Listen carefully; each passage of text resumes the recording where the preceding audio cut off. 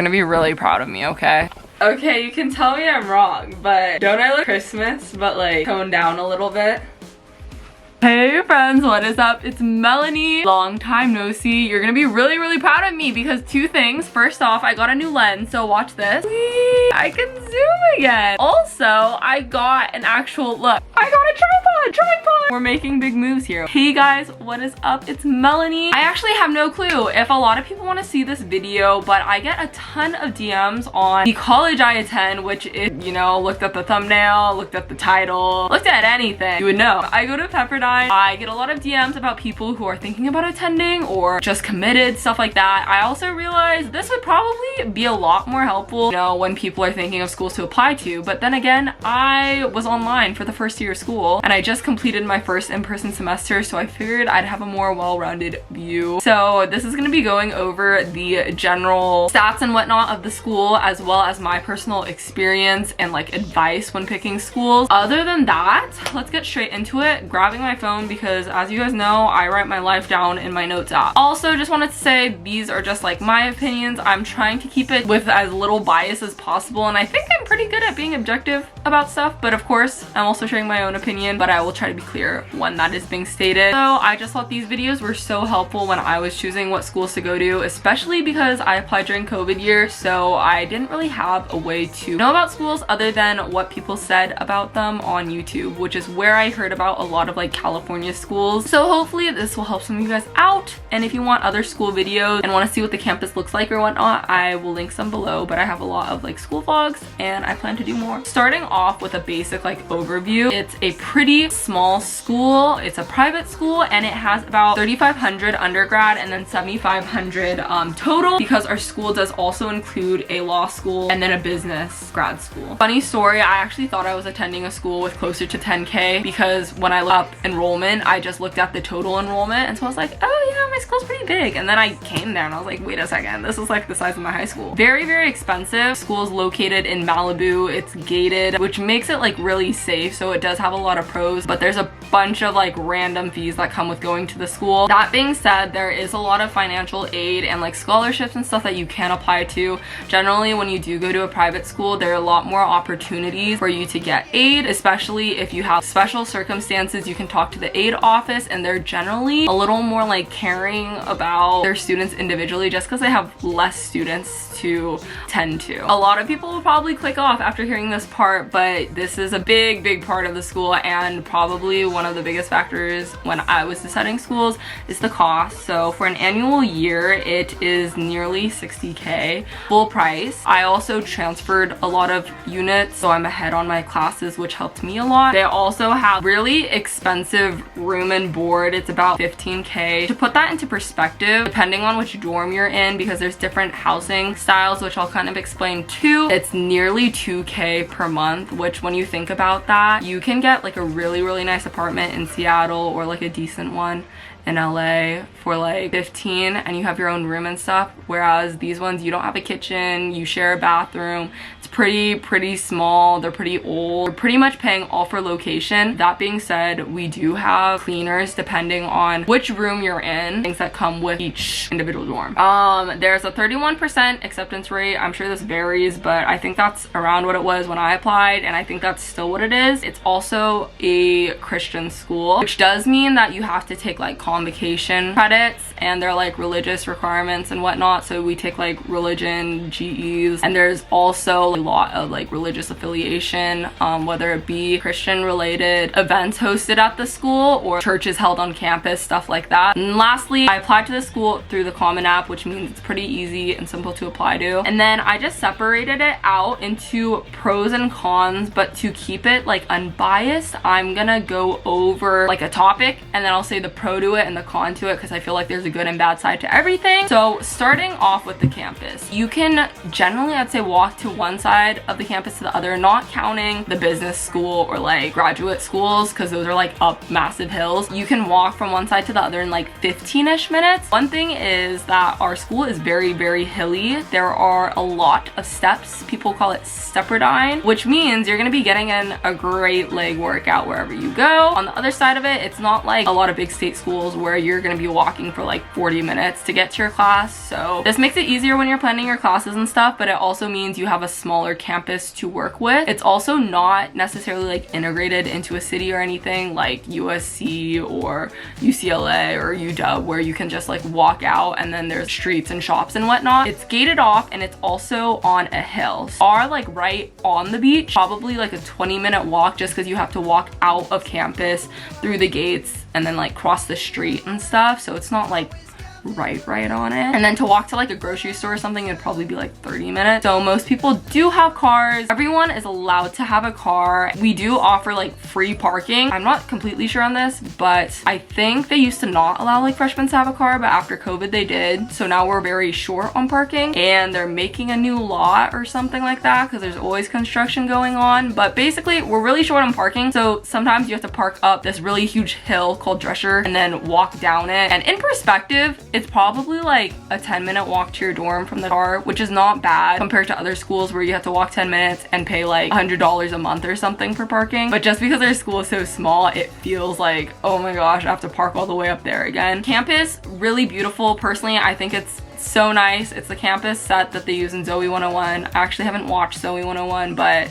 I think that's how a lot of people know what the school is. Otherwise, I feel like a lot of people don't know the school, which is also fine. But palm trees, I'll put some pictures. The sunsets are beautiful. At home, I feel like I drive to sunset spots, but my entire campus is literally a sunset spot. So you can just like look out your dorm window and you see the most beautiful sunset every night. And I think that literally made me so much happier. I'm not gonna lie. It made studying way more enjoyable too. The dorm buildings and like the other like classrooms and whatnot are pretty new. I would say they're a lot newer than like I thought they would be. The library is really nice. I also have a lot of vlogs that include footage, and I have a dorm tour and that stuff. There's a shuttle, but sometimes it's hard to track. Also, talk about dorms right now. There's 1, 2, 3. So there's freshman dorms, which is basically, it's kind of like, I don't know how to explain it. I actually don't know the entire layout of freshman dorms because I wasn't on campus freshman year. They try to facilitate community, which I think a lot of people do like. I hear hit and miss, but you have an RA and then you have a suite. Okay, you have a roommate and then you're in a suite with 4 other rooms or something like that. I think it's a group of like 10 people, and then you have an RA and an SLA, resident advisor and spiritual life advisor, that are supposed to make the transition a little bit easier. The freshman dorms, not the nicest, but they are the closest to main campus. Then there's Towers. That's what I was in. So if you watch my dorm tour, that's what Towers looks like. It's kind of interesting because it's like staggered. Instead of being a box, it's like this, which when I walked in, I was like, what? But it was actually really nice because it gave you some sort of sense of privacy. And then it's 2 people in a room, 2 people in a room, and you share a pretty big bathroom, but the shower is really tiny. After that, there's Seaside, which is one of the newer buildings. It's super, super nice from the outside and the inside too, and I feel like people like it, but the rooms are a lot smaller in that one. I believe that one is like a room, 2 people, so you have a roommate, and then there's like 4 rooms in a suite, and then you have like a common space. It's pretty far from like main campus. And then there's Lovernick, which is apartment style. A lot of upperclassmen live there. You have a living space, which has a kitchen, which is really nice. And then you have 2 rooms that each have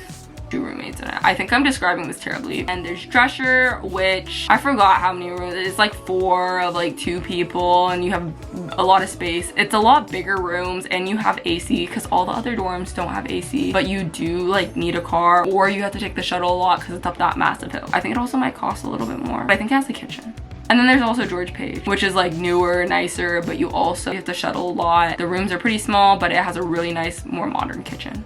Sorry, I just rambled a lot. I don't know, I'm gonna condense this down. I just have like so much to say about Pepperdine, and I'm through bullet point like 1. Next off, I went over safety. This is a huge pro, and I didn't really notice it until, I don't know, like halfway through the semester. At Pepperdine, I feel really, really safe. I feel like I could walk to the library and back by myself because it like is gated in such a small school that like strangers can't just like walk onto campus. Plus, nobody would really want to because it's kind of far out. The only safety thing is there are mountain lions. We always joke, but we are so blessed that the biggest thing we're afraid of are mountain lions because it is really scary when when I talk to my friends at other schools and they are afraid of getting mugged or their dorm getting broken into, or like random people walking around with machetes and stuff. We have a DPS, our safety police people who like guard the gate and like walk around and do stuff. We're a dry campus. Also just wanted to mention that, so you do sign something when you go to the school. Realistically, of course, people still party and stuff. It just means it's off campus. I also forgot to mention this earlier, but a lot of people do live in apartments, but since our school's kind of like remote and stuff and it's in Malibu, Malibu's really expensive. That means if you want an apartment like on the beach and like close to campus, it's gonna be really expensive. Most people who are in apartments live like a 20-minute drive from school, which is either like through the canyon or along PCH, but they do save a bit of money. Usually they have like nicer rooms. Next, administration. This goes two ways because it is a smaller school and private school, so you do get like more attention per se, or it's like easier to talk to them, and they are usually more accommodating and willing to help you, which is really nice. The con to that is I know a lot of people have had problems with administration. For example, COVID year, there were like a lot of problems with housing or over accepting students, stuff like that have really affected people's personal experiences. I don't know, I feel like that's at every school, but it is really frustrating when you're kind of paying a lot extra for the smaller school, you know, for better administration, and then you don't get that, or it's even worse off, you know, you would be at a state school. Small class sizes, I believe the average class size is like 1 to 14 or something, if I listened correctly. This is really nice, depending on what type of student you are, of course. Some people learn way better in lectures. I was reaffirmed this year that that's not me, because when I was in my lecture class, I was always shopping. But we have one lecture classroom that has like 300 seats probably, but other than that, your classrooms are probably going to be the size of your high school or like smaller. I had a couple classes, I think 2 of my classes had about 20 to 30 people, and then I had a lecture that probably 150-ish, 200, and then I had one class, my French class, had like 12 people in it. Honestly, I'm pretty quiet in classes, so sometimes I need the smaller size to really make me focus, and that's something I really like. The con with classes in general is there are a lot of GEs. For example, we have a language requirement, which means you need 3 semesters of a language, which is like one of the worst things. I say a lot that I wish I thought about that before choosing the school, but I actually don't think it would like change anything, but it's still like, it is kind of a lot. I'm kind of like, why am I learning French right now? Along with the small class sizes, you really do get to know your professors a lot better, and a lot of the professors actually live on campus because there's professor housing. Along with that, they have a lot of students over for like meals, and even the president will host dinners at his house, which is really, really cool to get to know your professors like that. And it's also cool to go out to eat with them and get to know them on a closer level, because I would say that professors genuinely care about their students a lot. Next off, I wanted to talk about community, which is a really big thing. I think this plays a really big role in the reason like I love Pepperdine so much, and I love the small school environment. Of course, I do think you can find community in bigger schools. It just can be a little bit harder because you have to put yourself out there more. That being said, the people are so nice there. I feel like kind of like their connotation, my first week there, I was like, what? And I think a lot of people will say it's kind of like camp environment, you know what I'm saying? Very bubbly, outgoing, whatnot. I feel like it's easier to approach people, and the small class sizes already makes it a small group, easier to talk to people and whatnot. One con, advertisement, I guess, of the community aspect though. Something that I've just been kind of observing as like a newcomer. I feel like the school kind of promotes it so much that if you don't feel like you fit in there, or you don't feel involved in the community or feel the presence of community, it is more noticeable and you feel more like an outsider. There's this thing my friend said that really stuck with me. Everyone's friendly, but no one wants to be friends with me. Where it's like everyone's super, super nice, but then you don't know where the line is of like, oh, are they just being nice, or are we like actually friends? Just because it's like you're walking to class and you're gonna be stopped by 5 people that you know and you're gonna say hi to, but then you don't know if those are like actual friends, acquaintances. I did hear a thing, I don't know how true this is, that Pepperdine is like one of the loneliest schools. I don't know if that's true, don't quote me on that. It is kind of similar to high school. I think like when people go to college, everyone is really open to and wants to make new friends, but I think it's very natural for humans to like form cliques. So I'm gonna be honest, it can feel very cliquey at times, and if you don't feel like you have a community around you, it can be really tough. School requirements, it's really nice that you don't really have to compete for your major. I'd kind of say it's more collaborative, or at least that's how I have felt. A lot of schools you have to apply to the major, but you don't like over accept and then make you apply to your major. So as long as you fulfill requirements and then like apply and maintain the GPA and stuff, you're good, which is really, really nice. Malibu is really expensive. The location is beautiful. I personally love Malibu, but I also know a lot of people who don't love it just because it kind of is like a bubble. It is about 30 minutes no traffic, and then can be up to an hour and a half traffic to LA. I would say in Malibu there's like a couple restaurants people like, but you kind of do like the same old thing.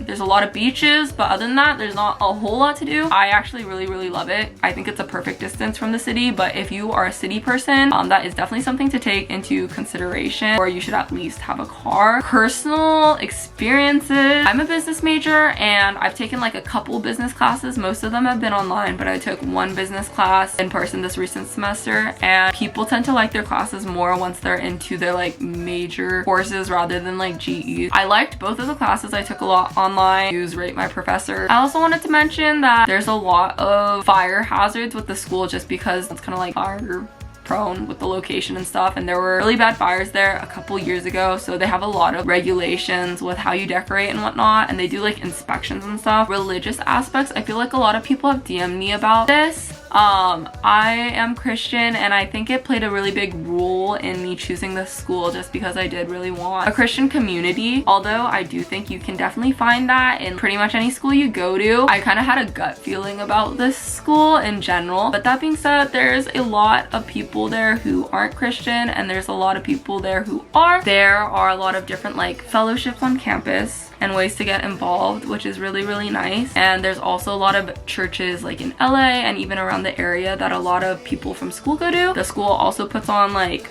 worship nights, stuff like that. They don't force religion on anyone, but you do have to take religion courses, and I can only speak on the course I took, but I thought it was pretty objective, and it was just like analyzing the Old Testament of the Bible. And then the last thing I was gonna mention is Greek life. I am in DSP, which is like a business fraternity. There are a lot of different Greek life opportunities on campus. There is like typical Greek life, but there is not like a Greek row like a lot of schools have. There aren't sorority houses or frat houses associated with the school. There are a lot of people who know a house together and then decide to buy a house together, but it's not like school affiliated. I would say it still makes up a really big part of our school, and I don't know if I should say a majority, but a lot of people you meet are going to be in a sorority or a frat. The frat I'm in is like a professional fraternity, so it's business majors and whatnot. I totally forgot to mention this, but a big part of why a lot of people apply to Pepperdine, and a big part of the reason I chose to go to Pepperdine, is because they have a really big IP program, which is like their international program, study abroad basically. So it's a little different for each one. Most people do it sophomore year and take GEs there, whereas I know a lot of other schools are like major specific. These ones you can go pretty much anywhere and go with people who aren't specifically in your major and get to know them. From what I've heard, it's fabulous and great, and everyone gets to know each other super well. It's just a very well like established